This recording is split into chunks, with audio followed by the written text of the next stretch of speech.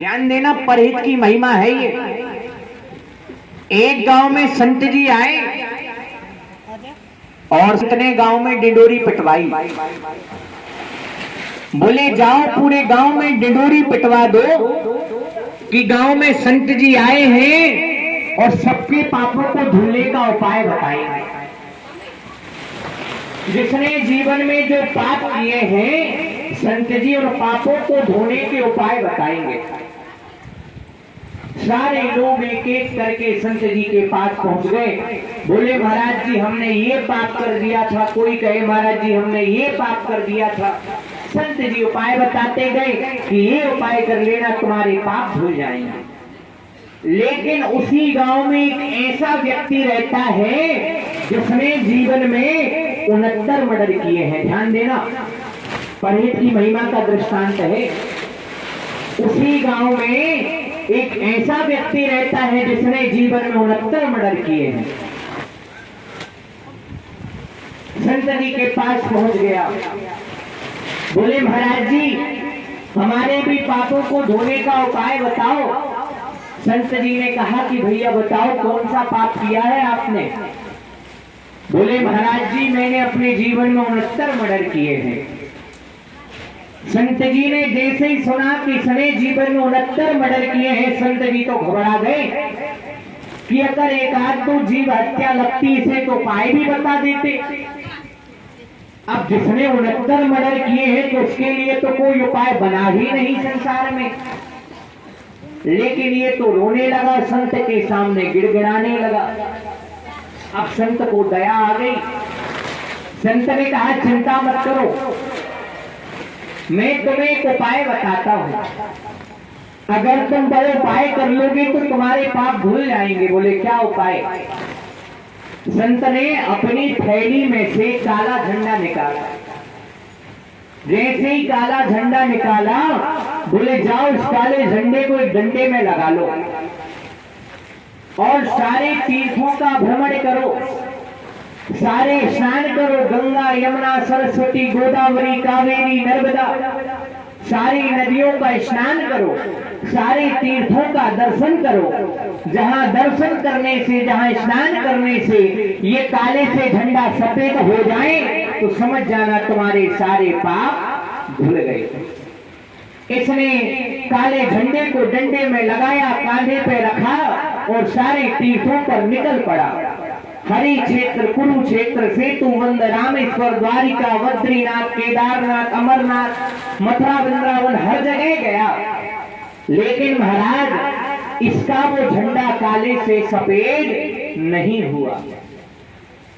पूरी नदियों के स्नान कर लिए लेकिन वो झंडा काले से सफेद नहीं हुआ। दुखी हो गया। लगता है अब मेरे पाप नहीं धुल पाएंगे क्योंकि ये झंडा तो काले से सफेद होता ही नहीं। मन में विचार किया कि चलो अब तो घर को वापस चला जाए। एक जंगल का रास्ता था, घर को लौट रहा था वापस। तभी उसी जंगल में से एक स्त्री की आवाज आई जो मदद के लिए बुला रही है, जो मदद के लिए पुकार रही है, आकर मेरे प्राणों की रक्षा करो।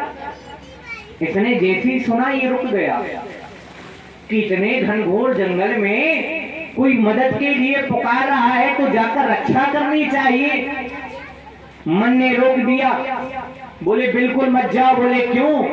बोले एक आध दो आदमी वहां होंगे, उनको मारना भी पड़ेगा। बोले बिल्कुल मारना पड़ेगा। मन कहने लगा 69 मर्डर पहले किए बैठे हो, 69 तो धुल नहीं रहे, दो को और कहां लेके घूमोगे। रुक गया, अपने रास्ता चलने लगा। लेकिन पुनः स्त्री की पुकार आई कि अगर कोई जंगल में है तो आकर मेरे प्राणों की रक्षा करो। इस पे रहा नहीं गया। ये कहने लगा जैसे 70 में से 72, अब 69 तो मर्डर लगे ही हैं और अगर एक आध दो और करना पड़े तो ठीक है, मगर मेरे हाथों किसी की रक्षा तो हो जाएगी। ये गया और उस स्त्री की रक्षा की। जो लोग उसके साथ दुर्व्यवहार कर रहे थे उसे मृत्यु के घाट उतार दिया। दुखी हो गया कि 69 मर्डर तो धुल नहीं रहे थे, ये दो और करना पड़ा। जैसे ही आया दुखी मन से, अभी तक झंडा काला ही था, पर जैसे इसने हाथ में झंडा उठाया तो ये देखता है कि काले से झंडा सफेद हो गया। अब ध्यान देने योग्य बात है कि ये गंगा स्नान भी इसने किया था, नर्मदा स्नान इसने भी किया था, हर नदियों के स्नान इसने किए थे, पर झंडा काले से सफेद नहीं हुआ था। हर तीर्थों में ये गया था, पर झंडा काले से सफेद नहीं हुआ था। झंडा काले से सफेद कहाँ हुआ? बोले झंडा काले से सफेद तब हुआ जब इसने परहित किया। ध्यान देना, यहां से ना कुछ लाए थे और ना यहां से कुछ लेकर जाना है। सोने सो शरीर जामे लोहे की न लागे कीर, सोने सो शरीर जामे लोहे की न लागे कील, एरे मन मूरख तू माया की नदी में बैठ कब तक इतरावेगो, आयुष भई पूरी तुझे जाना है जरूरी, और हाथ पांव छोड़ के धनी के पास जाना है। आएगा परवाना ओ दिन, चले है ना बहाना, यार ने की कर जाना फिर आना न जाना है। और लाखन में एक बात तुम खो